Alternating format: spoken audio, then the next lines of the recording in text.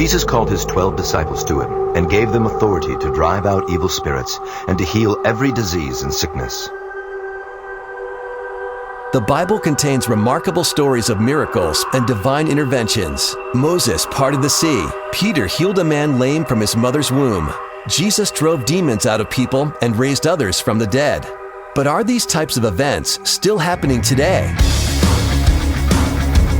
We too have a beam of divine light and guidance that God has put within the heart of every man. And it's one of the greatest proofs that there is a God. More amazing supernatural things are happening than we realize. This is Divine Intervention, the interview show that features intriguing people who've experienced the hand of God in amazing ways. Divine Intervention was created and produced with the purpose of encouraging believers, spiritual seekers, and skeptics alike that Jesus is alive and is still performing miracles and working in the world today. I believe in miracles.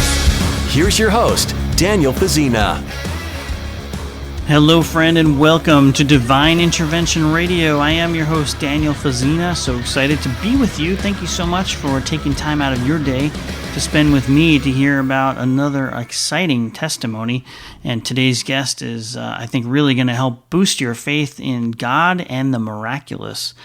Before we get to our special guest, I'd like to remind you that if you miss any of these shows, they are all archived at divineinterventionradio.com. You can also find us on YouTube, youtube.com/Divine Intervention Radio.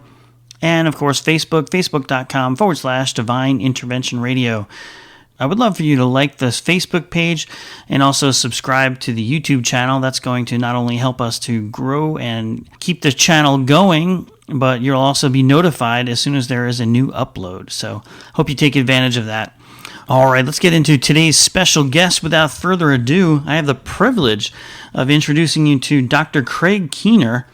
Dr. Craig Keener is a PhD from Duke University and is FM and Ada Thompson Professor of Biblical Studies at Asbury Theological Seminary. He's the author of over 20 books, including the IVP Bible Background Commentary, New Testament, a 4-volume commentary on Acts, and commentaries on Matthew, John, Romans, 1st and 2nd Corinthians, and Revelation. And we're going to be focusing on, of course, miracles today. I have this 2-volume seminal work called Miracles, the Credibility of the New Testament Accounts. And let me tell you, this is the most thoroughly researched book I've ever seen, I think. It is incredibly detailed and in-depth and just a wealth of information on miracles. So I think it would really bolster your faith, especially if you're not sure if they're real. This is a very well-researched compilation, and I highly recommend it. Again, it's called Miracles, the Credibility of the New Testament Accounts, Volumes 1 and 2 by Dr. Craig Keener. And it's my pleasure to welcome Dr. Keener right now on Divine Intervention Radio. Dr. Keener, welcome to Divine Intervention Radio. It's such a pleasure to have you. Thanks for joining us. It's a pleasure to be with you, and I really appreciate your a recent book of yours that I've been citing in my book, too. Well, wonderful. I'm glad you had a chance to look over Divine Intervention, 50 True Stories of God's Miracles today, and I hope it gave you some, some ammunition, so to speak, to use for your upcoming book on miracles. But I have your thoroughly researched 2-volume set here called Miracles, the Credibility of the New Testament Accounts, Volume 1 and 2. And I'm very excited about those because they're so in-depth, they're so scholarly, they're so well-researched. Congratulations on a great work. I'm going to be putting a link to it on our website, Divine Intervention Radio, so anyone who's interested can check it out. But before we get into your work on miracles, can you tell us a little bit about your background? How did you grow up, and maybe how did you come to faith in the Lord in the first place? Sure. I grew up in an unchurched family, and I was an atheist, actually. And oh, wow. Then but I mean, I started wondering, like, what if I'm wrong? Because the stakes are kind of high. Very high. Well, that's forever. So I started kind of secretly praying. So I guess I was an agnostic, really, more than an atheist. But by that point, I said, God, if you're out there, please show me. And one day, a couple guys stopped me on the street and asked me if I knew where I was going to go when I died. And I argued with them for about 45 minutes, and they were showing me from the Bible how to be made right with God through Jesus dying and rising from the dead. And I said, well, you guys, I'm an atheist. I don't believe in the Bible. Can you give me any other evidence? And when they didn't give me some other evidence, they said, okay, well, if there's a God, where did the dinosaur bones come from? You ask a stupid question, you get a stupid answer. They said the devil put them there. So, I mean, they weren't trained in paleontology, they weren't trained in apologetics, but they did tell me how to be made right with God through Jesus Christ. And so, you know, I walked off, but the Holy Spirit was convicting me so much that, you know, within an hour or two, I had given my life to Christ, because I studied different religions, I'd studied a lot of different things, but God's presence was in the room. He didn't give me the kind of evidence I was expecting. Instead, He gave me the evidence of His presence that was so overwhelming. What was I going to do? He was right there. So I said, I don't know how Jesus dying or rising from the dead, how that makes me right with you, but if that's what you're saying, then I'll believe that. But God, I don't know how to be saved, as they called it. So if you're going to do that, you need to do it yourself. And all of a sudden, I mean, I know this doesn't happen to everybody, but all of a sudden I felt something rushing through my body like I'd never felt before. And that was the beginning of my Christian life. The Holy Spirit touching you, I would imagine that's what you felt, probably. Yeah. I think it's amazing how God reaches people, and He knows exactly what we're going to need. And even if you don't get maybe the intellectual answer that you were looking for, He can still reach us where we need to be reached.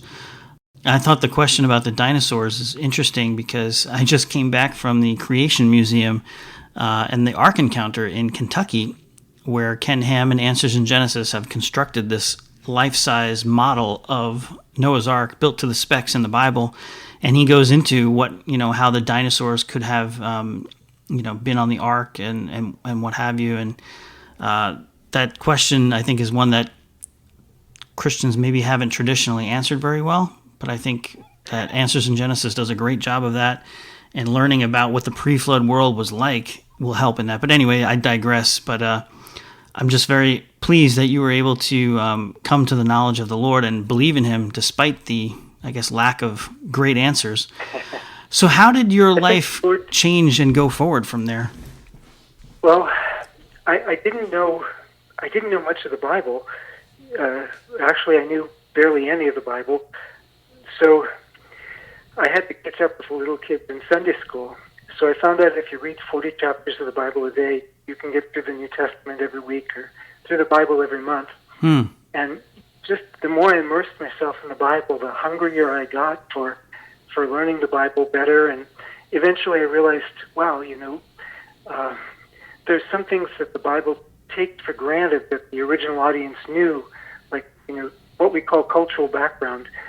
And so I started getting a hunger for exploring the cultural background and learning more about that, so I could explain the passages that were harder for us today.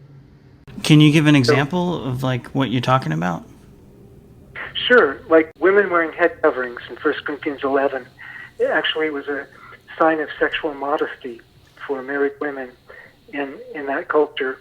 Or greeting one another with a holy kiss, which was a way that people greeted family members and close friends. Those are things that we're not usually familiar with in our culture, but understanding why they were doing them, say for sexual modesty in the one case, or treating brothers and sisters as members of one's family in another. Those help us to be able to do the equivalent today. We may not greet one another with a holy kiss, but we can treat one another as brothers and sisters. Cultural context, right? I know some people who take that verse literally and apply it in today's culture, and I'm sure it makes some people uncomfortable, probably even now more so post the pandemic of COVID. So. Yeah. Interesting stuff, though. But Craig, I have to ask you, you've gone from being raised in an unchurched family, being an atheist and an agnostic, but fast forward to today, you've written over 20 books, you have your doctorate, you've written commentaries on the Bible, some very intellectual and heady stuff. How did you go from being an atheist and agnostic to this Bible scholar. I mean, I'm sure there was a lot in between there. Yeah. Well, I mean, meeting Jesus made all the difference. And I think he did it the way he did it, where they didn't have all the intellectual answers. I think he did that deliberately for me, because I was so into almost worshiping intellect. Well, basically, I was worshiping intellect, and he wanted me to come to him without my idols. And it's the fear of the Lord that's the beginning of wisdom. Right. And once I had that new framework, then I was able to acquire wisdom and to deploy knowledge in better ways. And, of course, like I said, studying the Bible, studying the background, and all the stuff that got in my heart to do. So I went to a Bible college first, and then seminary, and then at Duke University is where I did my PhD in New Testament and Christian origins, and did minors in ancient Judaism and Greco-Roman antiquity, so I could continue to learn more about the background. That's amazing. Now, Duke University, I am not really sure, but that's a secular university, is it not, or is it a Christian university? Well, they have a divinity school. Okay. Where, it's Christian, but the university is secular. That's what I thought. The basketball team is the Blue Devils. Right. Yes, I was thinking about the Duke Blue Devils. So you went to seminary at the School of the Blue Devils. That's interesting. Oh no! But actually, I went to a seminary in Missouri, the Assemblies of God Seminary. Oh, right. What I meant was the grad school or doctorate degree. That's funny. So you've experienced a lot of divine interventions in your life. You mentioned a couple of them, that how God provided for you in pretty miraculous ways, both at the beginning of your PhD studies and also at the end. Can you share with us those experiences? Sure. After I was accepted into Duke, but shortly before I was going to leave for Duke, through circumstances that would take too long to explain, but everything fell through. I had like $10, and by the end of the week, after I bought groceries, I had like $1 to my name, and I was going to call Duke and tell them I couldn't come. And the day before I was going to call them, the Lord provided the funds for me to go. And then when I had finished my PhD, the Lord had provided for me year after year all the way through. But when and it's just His grace. I was trying to have faith. I was like, oh, Lord, you provided all this time. Surely you're going to open a position. But when I graduated, I didn't have a teaching position lined up for the fall. And, I could fall back on my old fast food restaurant stuff, but flipping hamburgers, whatever. But but I realized as the months went by through the summer, wow, if I don't have a teaching position soon, the odds of me having one for the fall, and I couldn't understand. And I was like trying to exercise faith, but finally I got to the point, one night I figured out how much money I was going to need to live on that year. And I said, oh, Lord, barring a miracle, I'm not going to be able to do this. And my mom had been writing to me and asking, do you have a job yet? Like moms are supposed to do. And so I finally, that was a Sunday night, I figured out how much I needed to live on. That Monday afternoon, I sent my mom a note saying, actually, I don't, barring a miracle. And then, like an hour or two later, I got a phone call from InterVarsity Press. I posed a book called the IVP Bible Background Commentary. Well, that's what they named it. It was all the work I'd done in cultural background. I wanted to make it available to people. Right. And so I proposed writing that book. And they called me back. They said, we want you to write the book, and we also would like to offer you an advance on the book. It was to the dollar what I decided the night before I needed to live on that year. To the dollar. And it was to the dollar. And I didn't, it wasn't because of my great faith at that point. just because my Heavenly Father was making sure that I could fulfill what He'd called me to do. That is amazing.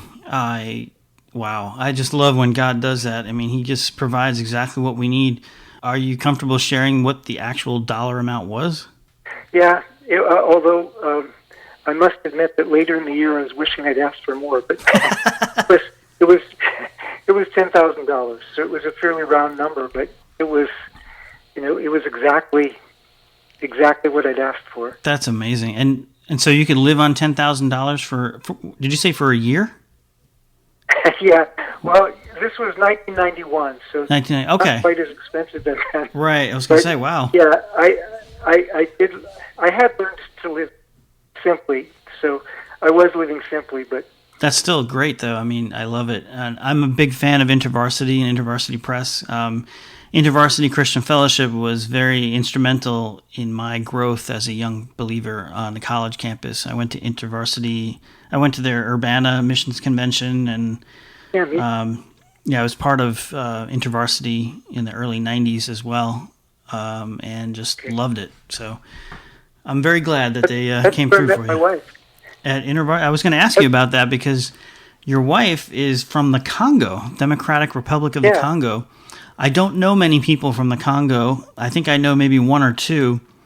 I was going to ask you if had you gone like on a mission trip, or was she here studying, or how did that come about? Can you tell us? Well, I've been to Congo, of course, since then. She's actually from the smaller Congo, the Republic of Congo. But okay.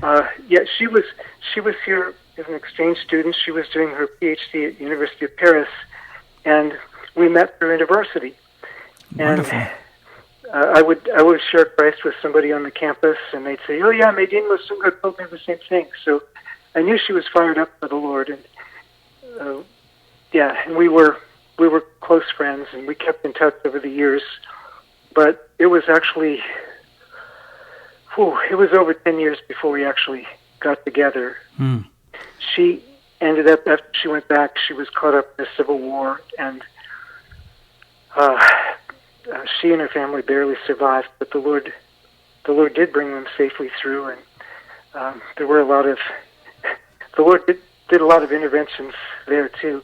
In fact, there were 3 people who independently prophesied to her, people who didn't know each other there in Congo, that she was going to marry a white man with a big ministry someday. And there's not very many white men in Congo, so but the Lord did it.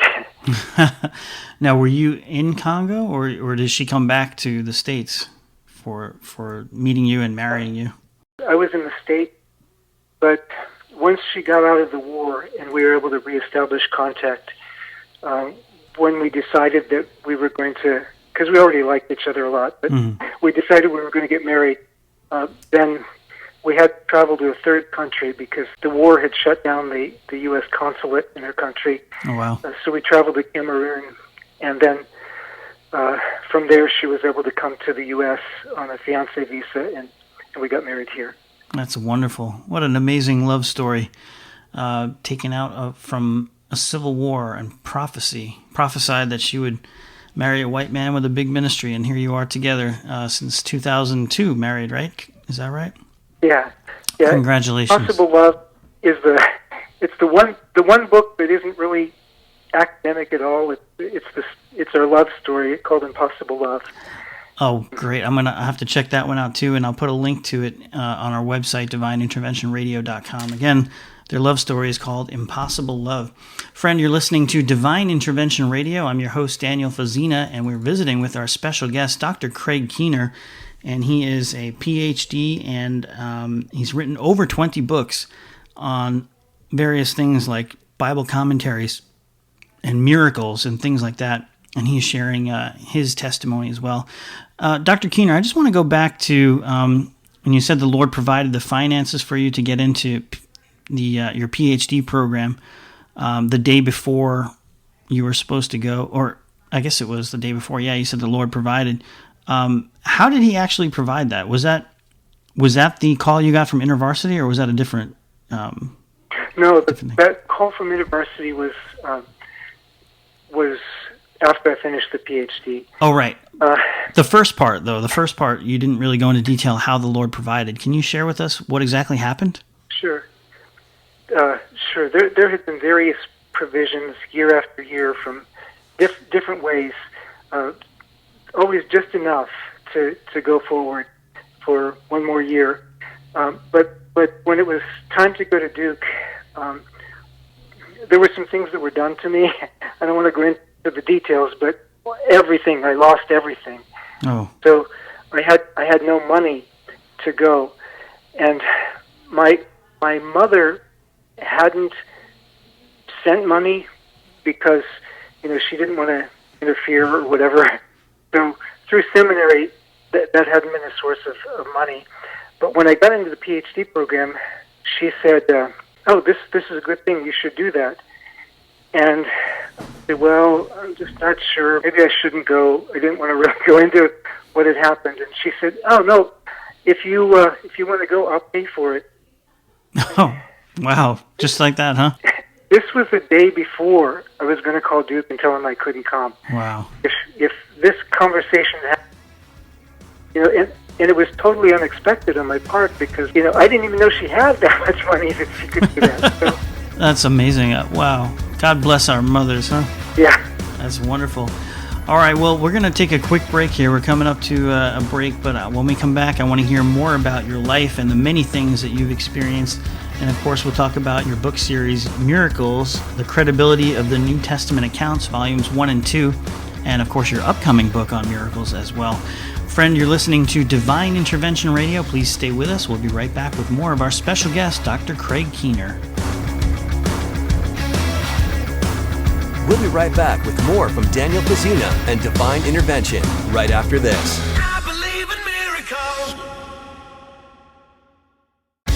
Hey, this is Daniel Fazzina of Divine Intervention Radio. The Bible contains some incredible stories of miracles and divine interventions. Jesus calmed a raging storm, healed paralytics, and even raised the dead. But are these types of events still happening today? The answer to this question, as you will see from reading my book, Divine Intervention, 50 True Stories of God's Miracles Today, is an emphatic yes. Contained within the book is a collection of amazing true stories that attest to this fact. You will read the astonishing first-hand accounts of people who have been healed of paralysis, terminal cancer, and tumors through prayer. You will see the love of God powerfully transform the life of an Islamic terrorist. You will witness the liberation of the demon-possessed, the resurrection of the dead, and much more. Prepare to be awed and inspired as you experience divine intervention. More information about Divine Intervention, 50 True Stories of God's Miracles Today can be found at www.divineinterventionradio.com or by calling 800-247-4784. That's 1-800-247-4784.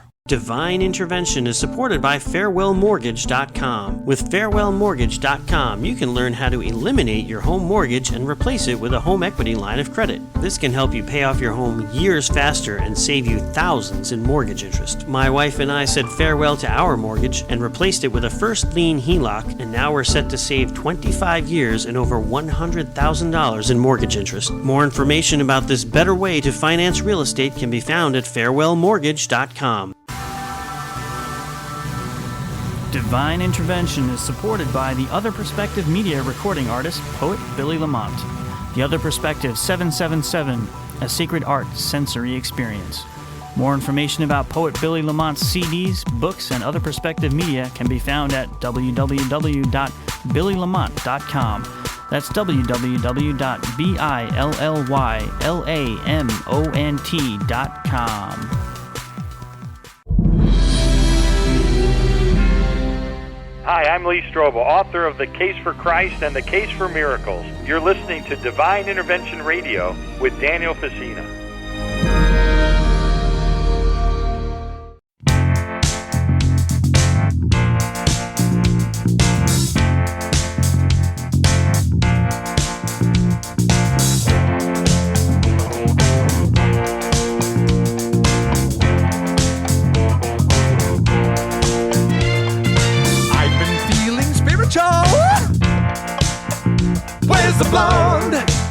You said these things, you, but I don't feel it's biblical.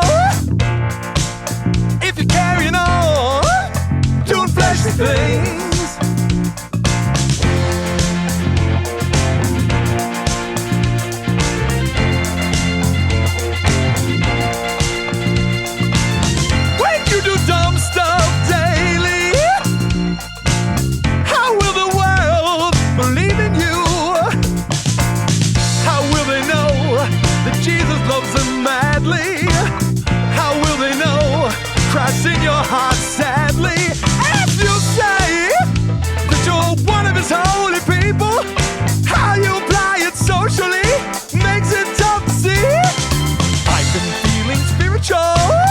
Welcome back to Divine Intervention Radio. I'm your host, Daniel Fazina. DivineInterventionRadio.com is the website. And of course, if you miss any of the shows, they're archived at youtube.com/Divine Intervention Radio as well. Friend, if you're just tuning in, we've been speaking with our special guest, Dr. Craig Keener, and he is the author of over 20 books. He's written commentaries on the Bible, different books of the Bible. He's also got a 2-volume series on miracles. It's called Miracles, the Credibility of the New Testament Accounts, volumes 1 and 2. And before the break, he was talking to us about some of the miracles he's experienced. Dr. Keener, welcome back. It's great to be with you. All right, well, wonderful. On this half of the show, we wanted to talk about some of the things that you've experienced and witnessed and researched as far as miracles go. We were talking about, people being raised from the dead, and you said, "Oh, there's just way too many to cover in 1 hour." And I'm so happy to hear that because we want to feature miracles, and a lot of people might not realize or believe that God is still performing miracles and raising the dead today. The first one I'd like to talk about is actually someone who you know personally. Your sister-in-law was actually raised from the dead. Can you tell us about that story? Sure. I mean, I'd heard the story from my wife, but my wife didn't have a whole lot of details because my wife was the younger sister, and she wasn't born yet when it happened. So, but when we visited Congo, I was able to interview my mother-in-law, Antoinette Malambe, and she gave me the details of the story, how when Therese, my sister-in-law, was about 2 years old, she cried out that she was bit by a snake, and oh boy, Antoinette Malambe ran to her, found her not breathing. There was no medical help available in the village, so she strapped her to her back and ran to a nearby village where a family friend, evangelist Coco Ngoma Moise, was doing ministry. And Coco Moise prayed for Therese, and she started breathing again, and the next day she was fine. I asked my mother-in-law, how long was it that she wasn't breathing? And she had to stop and think, because, in her culture, like, God healing the flu and God raising the dead is not that big of a difference. So I had to, she had to stop and think, get from this village to that village. She said, about 3 hours. 3 hours with no breath. 6 minutes with no oxygen, you've got irreparable brain damage starting in. But Therese has no brain damage. She went to Cameroon, did her master's degree, and she's been doing ministry back in Congo now. So, and Therese is about my age, so no brain damage. Do you know if that got my attention? Oh yeah, I would think so. Do you know if Therese remembers this incident, or was she too young? She was too young. She doesn't remember. But we did consult Coco Ngoma Moise, and he independently confirmed the story. And he's the evangelist that prayed for her? Yeah, he was the evangelist who prayed for her. Wow, that's amazing. Wow. Well, when you read the New Testament, you see that Jesus went about, he healed people, he healed cripples, he cast out demons, he interrupted funerals and raised the dead. Yes. And, we might, I guess in America, we might think that's out of the ordinary or miraculous, but the fact is that it's happening every day all around the world. And one of the reasons why I do this show is to kind of showcase these things and not so much, that we can believe in miracles, but we can be pointed to the God of miracles. And that's ultimately what I want to do, point people to the God of miracles. The miracles are kind of like signposts of faith or reasons to believe. So, Craig, you've done exhaustive research on miracles, probably more than anyone I've ever talked to. And you said you've researched so many people that are raised from the dead. There are too many to cover, but can you talk of a few cases, at least, that really stand out to you as something worth talking about? Sure. You probably know the account of Dr. Chauncey Crandall, and I just bring that one up because you said, here in the U.S. we don't expect it, but that was one here in the U.S. where he prayed for Jeff Markin after Jeff Markin had been flatlined for 40 minutes, and so... That's right. I actually interviewed both gentlemen about that, and that was amazing. Yeah, I thought you probably would have. And, there we have a doctor testifying to it. Sean George in Australia, you probably know of him also. He was he's a doctor, and he actually was the one who had the heart attack, died, and they were struggling for like an hour and 50 minutes, something like that, to revive him. They weren't able to. His wife, who's also a doctor, just prayed. Suddenly his heart started again, and everybody was shocked. But he recovered with no brain damage. And for an hour, he was dead for an hour and 40 minutes, you said? Yeah. That's one I had not heard of, so I'm going to have to look him up and maybe have him on the show, too. Yeah, and he has all the medical documentation. He actually has it posted publicly on his website. Wonderful. Yeah. And his name is Sean George, you said? Yeah, S-C-A-N, and then his last name is George. Okay, I'll definitely have to look him up. He's at the Kalgoorlie Hospital. Okay, wonderful. And are there a couple of others that come to mind? Oh, sure. Oh, there's a lot. Some of them were just friends that I know that I never thought to ask them about something like this, since I wasn't writing a book on miracles before. But when I noticed a lot of my friends from Africa had accounts of different kinds of miracles, I would ask them once I was writing the book. And so one of them was a friend I'd worked with, Leo Bawa, who now has his PhD from Oxford Center for Mission Studies. He was a research officer for a mission. He's from Nigeria, research officer for a mission there in Nigeria, and now, and actually also one of the sources for information and Operation World in Nigeria. But I asked him if he had seen any miracles, and he said, "Oh, not very many." So he sent me like 7 pages, and one of the accounts that he gave was where he was doing research in a particular village, and the neighbors brought their son who had died and said, "Can you do anything? You're a man of God." So he took the child aside. This was a predominantly non-Christian village. He took the child aside, prayed, and after a couple hours gave the child back to them alive. Wow. And I have a number of other accounts like that. Although I think it's also important that there's a spiritual backstory to many of these, like both in the case of Leo and in the case of Dr. Crandall, there were, I sometimes ask, well, do you pray for lots of people who are dead? Like maybe once in a while, just the person was misdiagnosed. And usually the people have told me, no, this is the only time the Lord led me to do it. But Leo said he'd also prayed for somebody else. That was his best friend, and his friend didn't come back.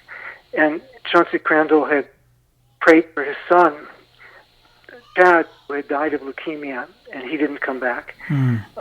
But they determined to continue to have faith in the Lord. And when the time of testing came for them to pray for somebody to be raised, they were ready.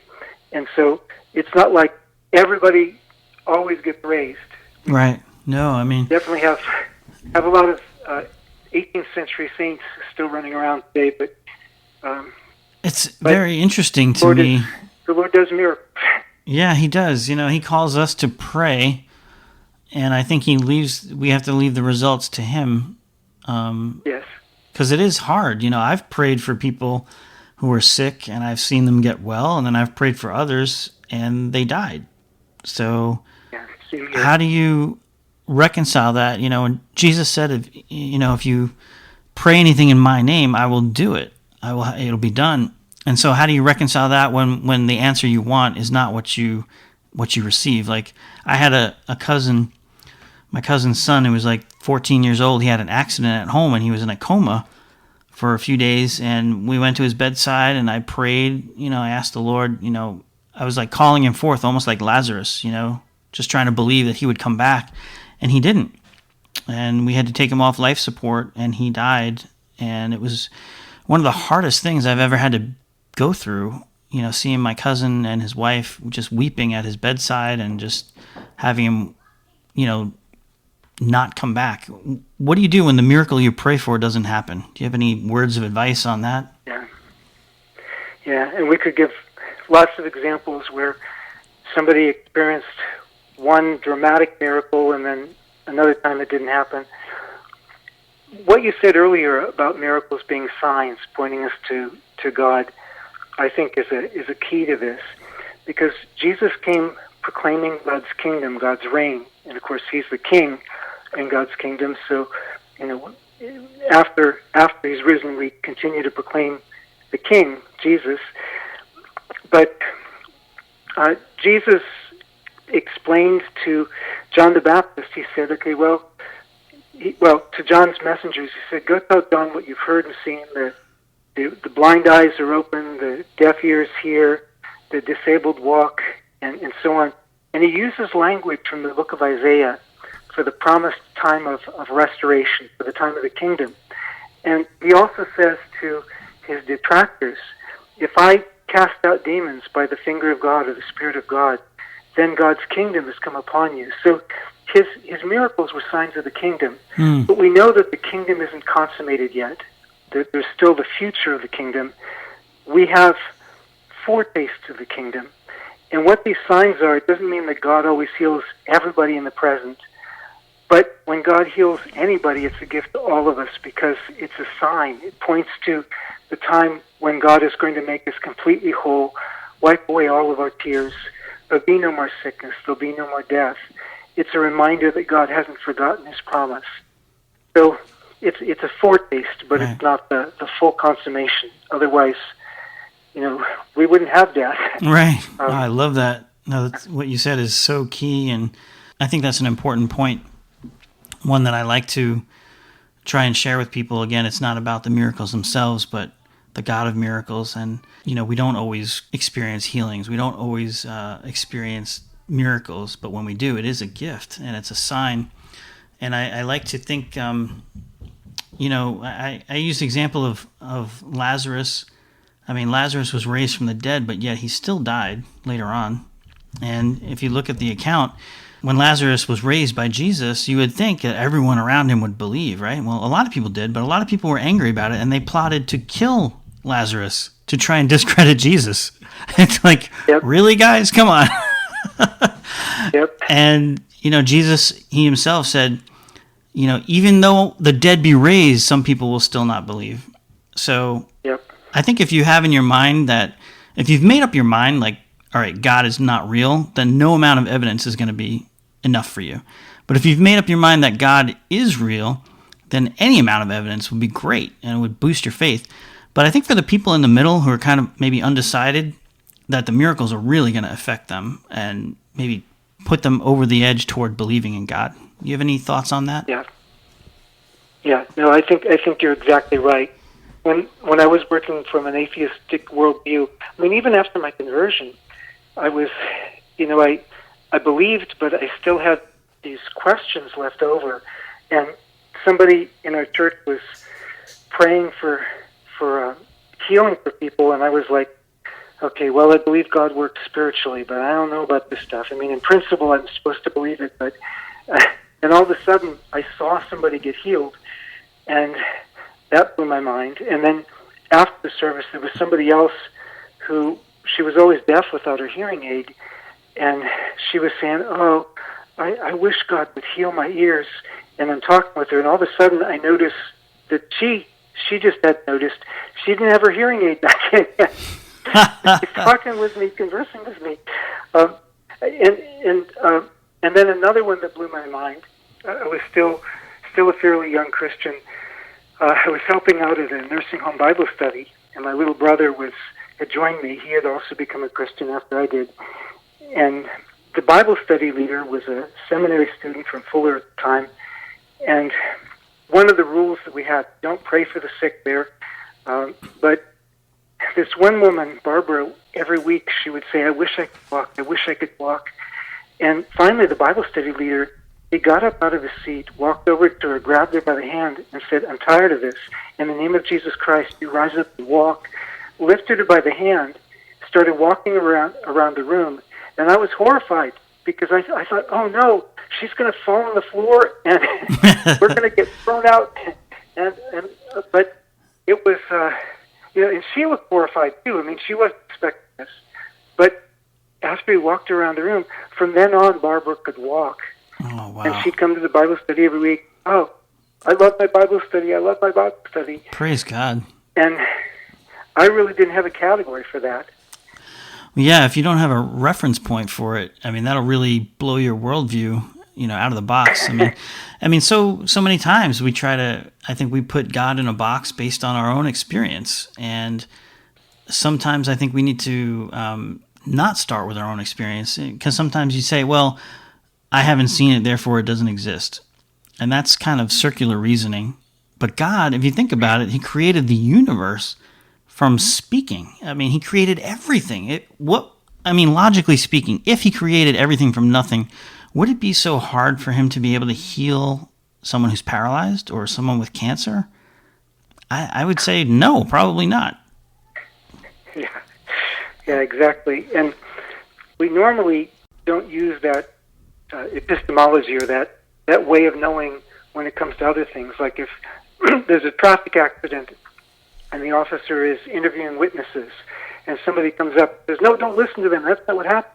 And the officer says, well, can you tell me what you saw? And the person says, I wasn't there, I didn't see anything, that's why I know it didn't happen.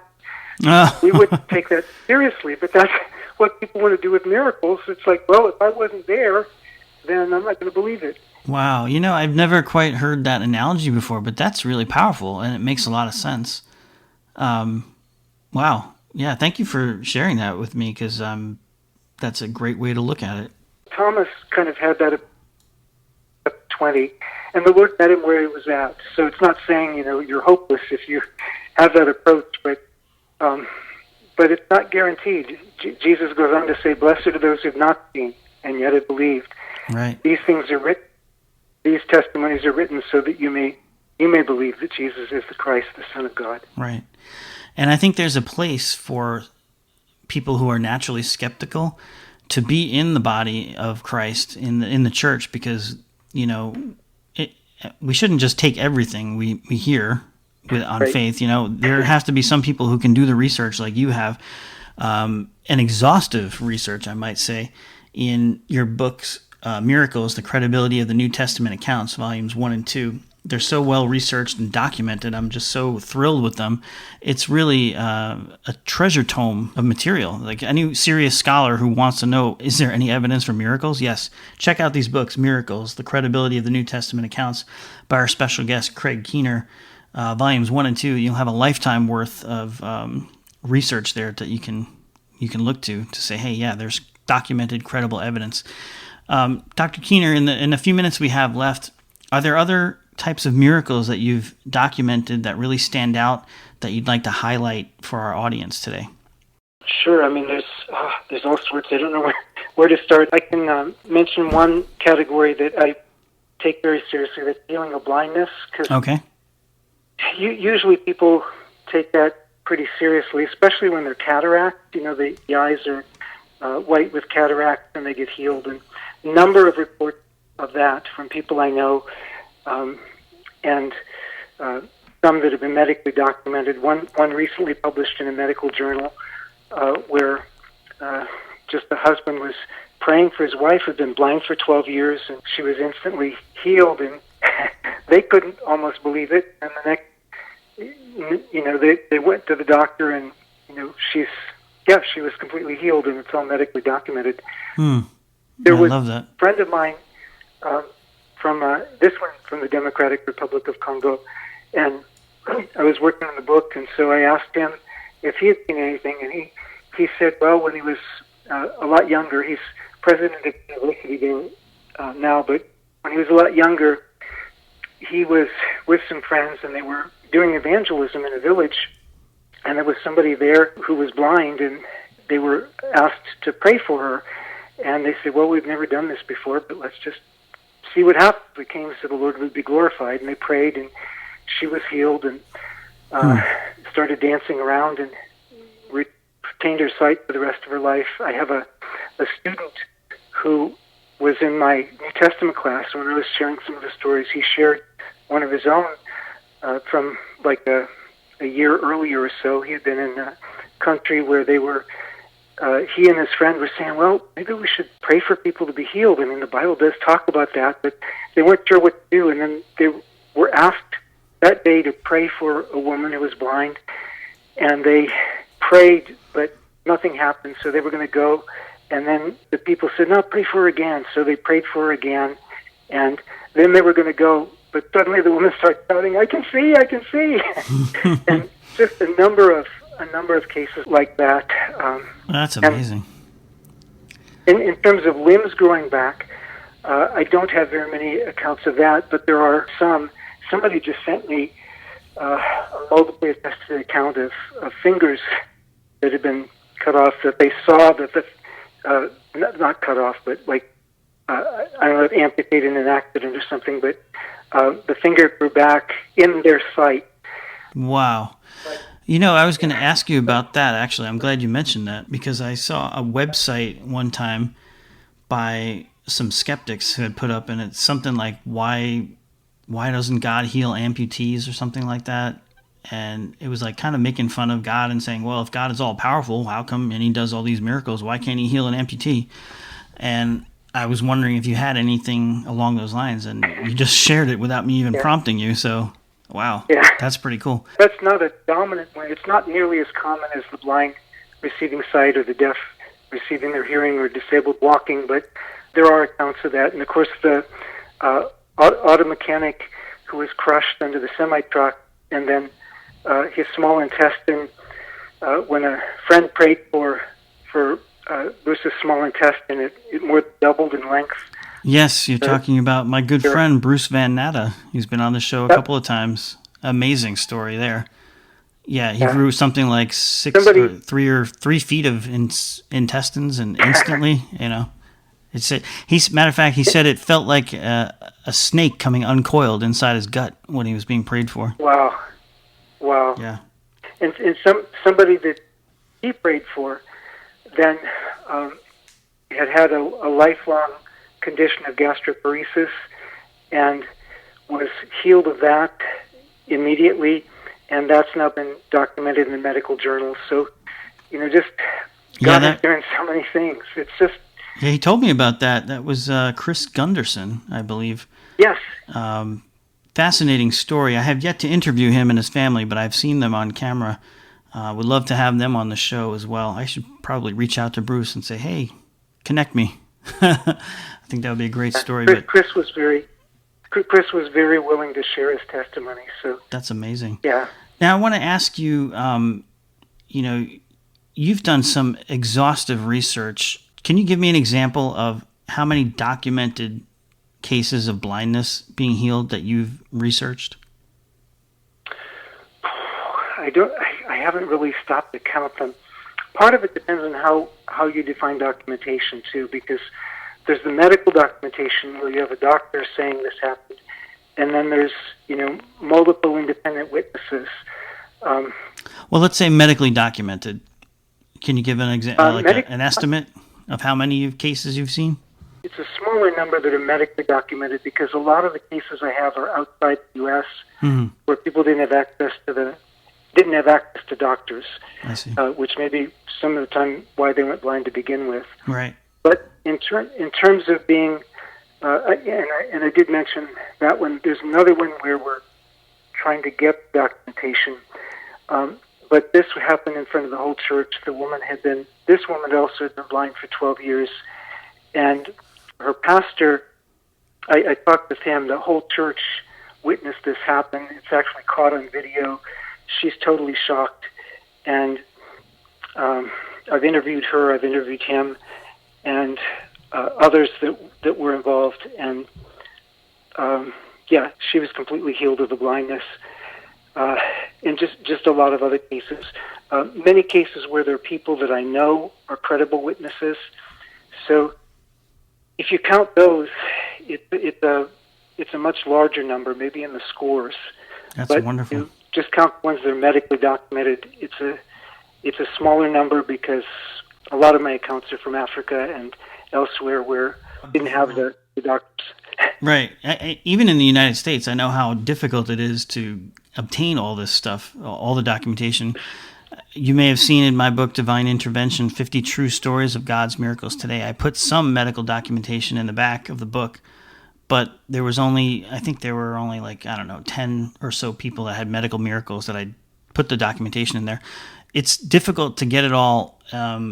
Sometimes it's like herding cats with certain people, and you have to go through your to different hospitals and get the records. But if you do have them, I think it really helps. It really helps the credibility. So I encourage you to keep up the great work you're doing. Unfortunately, we're almost out of time, but Dr. Keener, if there's someone listening today who maybe doesn't believe in God and the supernatural or miracles, what would you like to convey to them?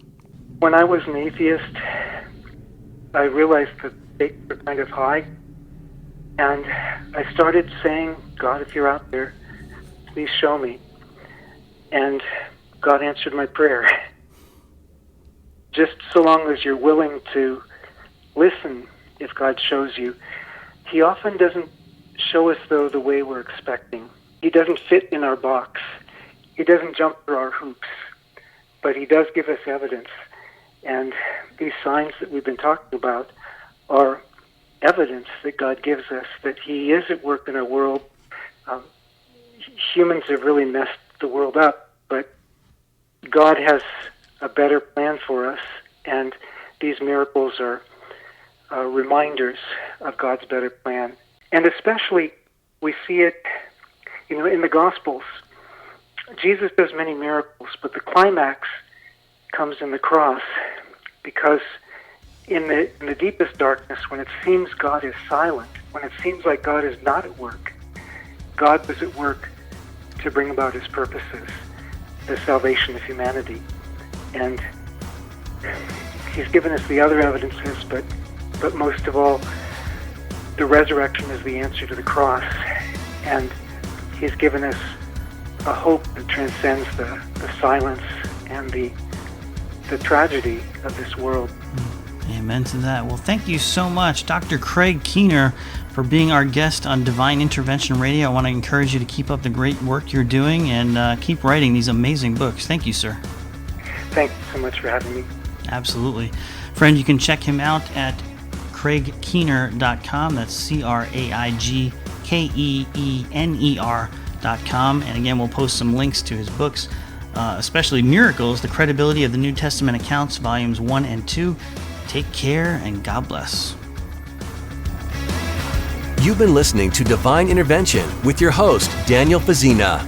You can email Daniel at divineintervention@mail.com. That's divineintervention@mail.com. All programs of Divine Intervention are available online at divineinterventionradio.com. That's divineinterventionradio.com. Join us next time here on Divine Intervention. I believe in miracles. Hey, this is Daniel Fazina of Divine Intervention Radio. Jesus calmed a raging storm, healed paralytics, and even raised the dead. But are these types of events still happening today? The answer to this question, as you will see from reading my book, Divine Intervention, 50 True Stories of God's Miracles Today, is an emphatic yes. Contained within the book is a collection of amazing true stories that attest to this fact. More information about Divine Intervention, 50 True Stories of God's Miracles Today can be found at divineinterventionradio.com.